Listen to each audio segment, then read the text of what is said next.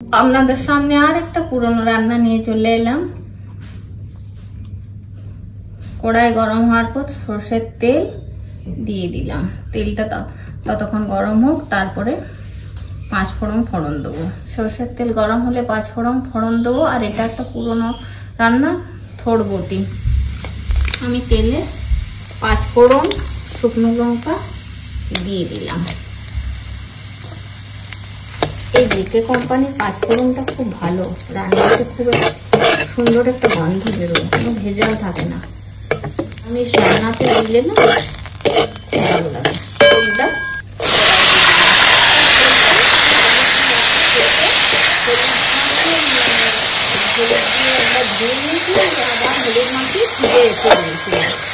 এখন থোড়াটা একটু সময় কাপড় তো, ওই জন্য আগের দিন আমি এটা রেডি করেই রেখেছিলাম। এখন ছোলা না দিলে না খুব একটা ভালো লাগে না আমার। আবার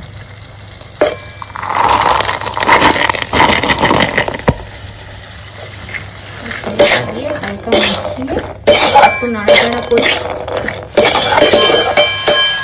একটু নাড়াচাড়া করার পর যা যা রুটিন মশলা লাগে, আদা, জিরে, ধনে, সামান্য একটু হলুদ, যেহেতু আমার হলুদ দিয়ে মাখানোই ছিল, নুন, মিষ্টি দিয়ে এটা নাড়াচাড়া করে ঢাকা দিয়ে দিলাম।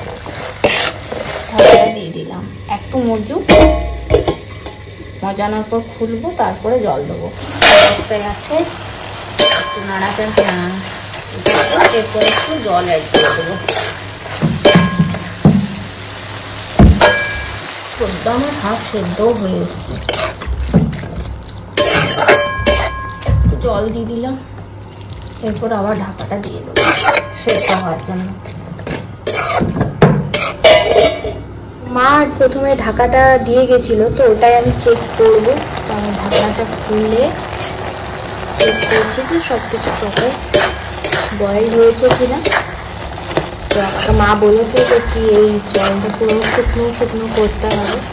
তো সবজিগুলো বয়েল হয়ে গেছে সব প্রপারলি, বাট একটু জল আছে, জলটাকে কিছুক্ষণ এরকম ফোটাবো যাতে মরে যায় জলটা, তারপর নামিয়ে নেব। আমি লাইফে এটা ফার্স্ট টাইম খাচ্ছি, তো আমি জানি না কেমন খেতে হয়, কি হয়। তো খেয়ে পর আমি তোমাদেরকে জানাবো। আর তোমরা যারা যারা আগে খেয়েছো কমেন্ট করে জানিও। আর তোমরা কেমনভাবে এই রান্নাটা করো সেটাও কমেন্ট করে জানিও। মা সেইভাবে ট্রাই করবে। এটা যতদিনে হচ্ছে, আর একটা কথা তোমাদের সাথে শেয়ার করে নেবো।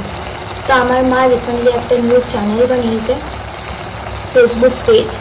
তো ওটাতে এই রান্নাগুলো মায়ের ছোট ছোট ভিডিও আপলোড হবে। তো মায়ের অনেক দিনের ইচ্ছে ছিল এরকম ব্লগ বানাবে। তো আমি বাস চালু করেছিলাম। তো ভাবলাম মা যখন চাইছে তো মায়ের জন্য কিছু করে দিই। তো ওখানে যারা যারা দেখো প্লিজ সবাই একটু সাপোর্ট করো, মাকে ফলো করো। আর আমার ভিডিওতে এই ব্লগটা আমি আপলোড করবো। আমার চ্যানেল থেকে যারা যারা দেখবে প্লিজ আমার মাকে একটু ফলো করে দিও। তার নতুন পেজ, সবাই একটু সাপোর্ট করো যাতে পরবর্তীকালে আরও ভিডিও দিতে উৎসাহ পায়।